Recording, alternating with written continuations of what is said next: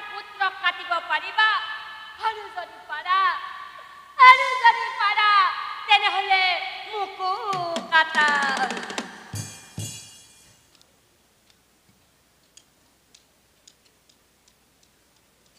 বলিৰ কথাত ভাত পাছে স্তব্ধ হৈ ৰলা হৰিচন্দ্ৰ আগে যায়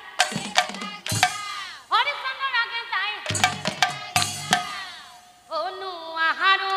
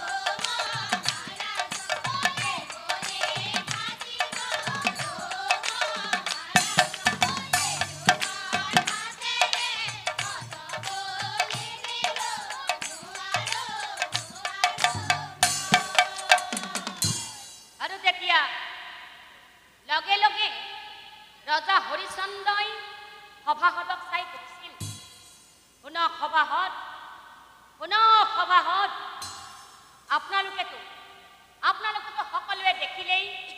এই ঘাতকেই বলি কাটিব নোৱাৰিলে গতিকে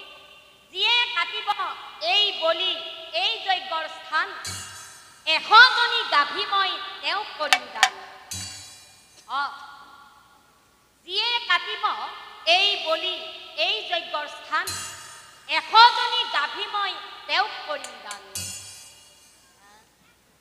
এ বলিৰ পিতৃ অৰ্জিগত আছিলে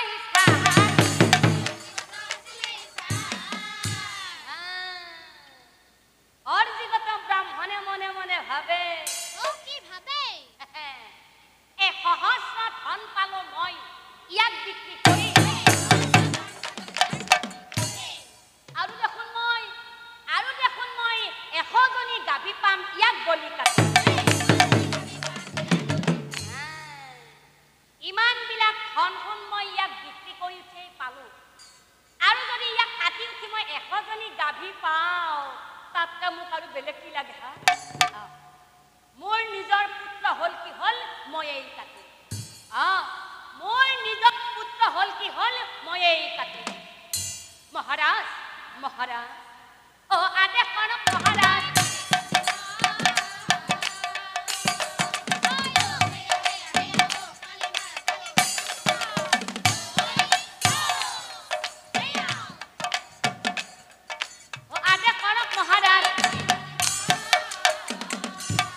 চাওকচোন বাৰু ৰাইজ অকণমান ধনৰ কাৰণে নিজৰ পিতৃয়ে কেনেকৈ পুত্ৰক কাটিবলৈ গ'ল নিজৰ পুত্ৰ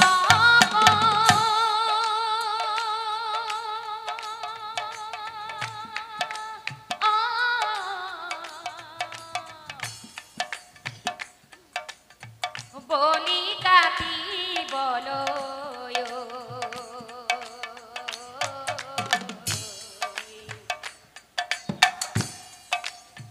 খড়গলৈ পুত্ৰৰ কাষে যাই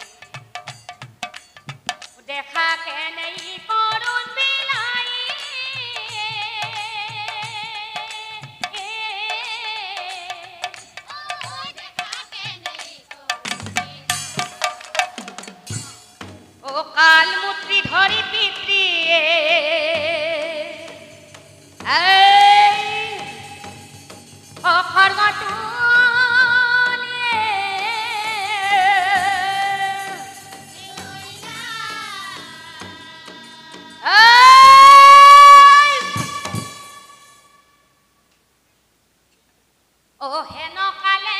বৃষামিত্ৰ হয় উপস্থিত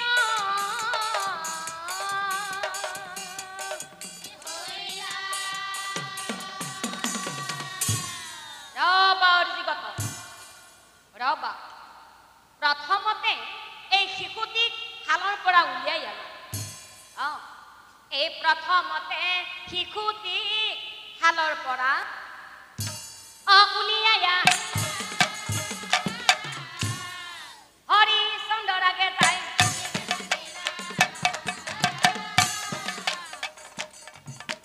হৰিচন্দ্ৰৰ আগে যায় ৰজা হৰিচন্দ্ৰ তোমাৰ কথাৰ কেৱল আমি প্ৰমাণহে চাইছিল তুমি কি কৈছিলা ইমান গৰ্ব অহংকাৰেৰে তুমি কৈছিলা যে তোমাৰ পুত্ৰ সন্তান হলে সেই পুত্ৰক যজ্ঞত বলি দিব পাৰিম বুলি সেইকাৰণে কৈছো যে মানুহে মুখ থাকিলেই বুলি যি টি কথা ক'ব নালাগে গৰ্ব অহংকাৰ কৰি কোনো ওপৰলৈ যাব নোৱাৰে সকলো ইয়াতেই থাকিব লাগে মানুহে এনেই নকয় যে কথাতে বতা পায় আৰু কথাতে কি ঠিক কৈছে কটা যায় ৰজা হৰিচন্দ্ৰ তোমাৰো ঠিক তেনেই দশা হ'ল আমিও তোমাৰ কেৱল এই গৰ্ব অহংকাৰৰ প্ৰমাণহে চাইছিলোঁ হেৰ মূৰ্খ তোমাৰ শিশুটি যেনেদৰে অবুধ আৰু নিষ্পাপ আছিল ঠিক তেনেদৰে এই ব্ৰাহ্মণৰ শিশুটিও কিন্তু তেনেকুৱাই আছিল তুমি নিজৰ স্বাৰ্থৰ কাৰণে এই শিশুটিক ইয়াতে বলি দিব ওলাইছিলা মূৰ্খ তুমিতো নাজানো মানুহৰতে দেৱতাই নাখায় শুনা শুনা হৰিচন্দ্ৰা শুনা শুনা হৰিচন্দ্ৰা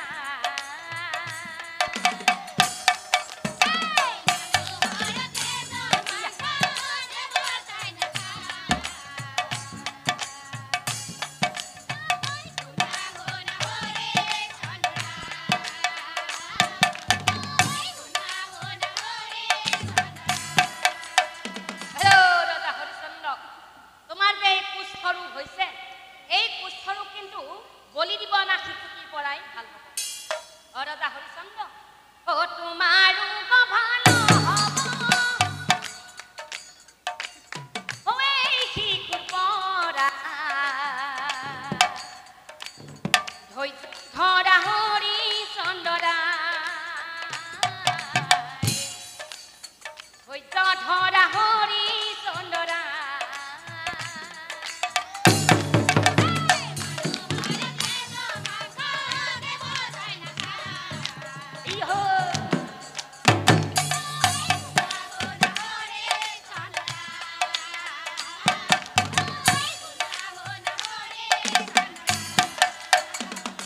আৰু তাৰ পাছত সেই শিশুটিক কি কৰিলে জানে সেই অনাথিক বৃষামিত্ৰই অবিস্মন্তৰ শিশুৰ স্পৰ্শে হৰিচন্দ্ৰ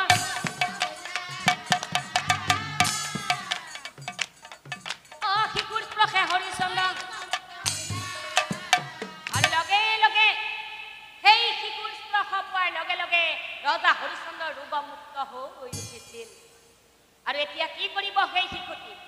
বাচাও নাধি তোমাকতো পিতাৰাই বিক্ৰী কৰিছে আৰু বিক্ৰী কৰা বস্তুটো পুনৰ ঘৰলৈ উভতাই লৈ যোৱা নহয় এতিয়া তুমি কি কৰিবা ক'ত থাকিবা কি খাবা কলৈ যাবা বাচাও নাধি তুমি এটা কাম কৰা বাচা তুমি মোৰ লগতেই ব'লা মোৰ আশ্ৰমত থাকিয়ে তুমি ডাঙৰ দীঘল হবা ব'লা বাচাও নাধি তুমি মোৰ লগতেই ব'লা সেই অনাধি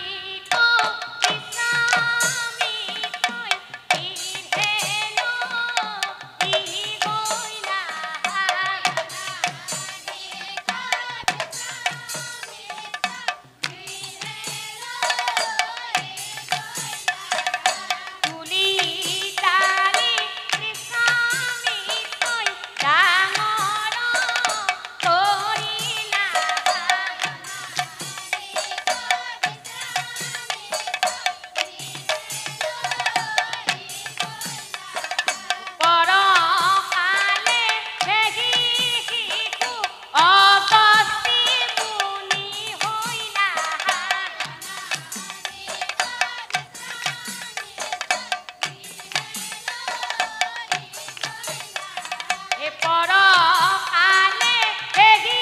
হিকু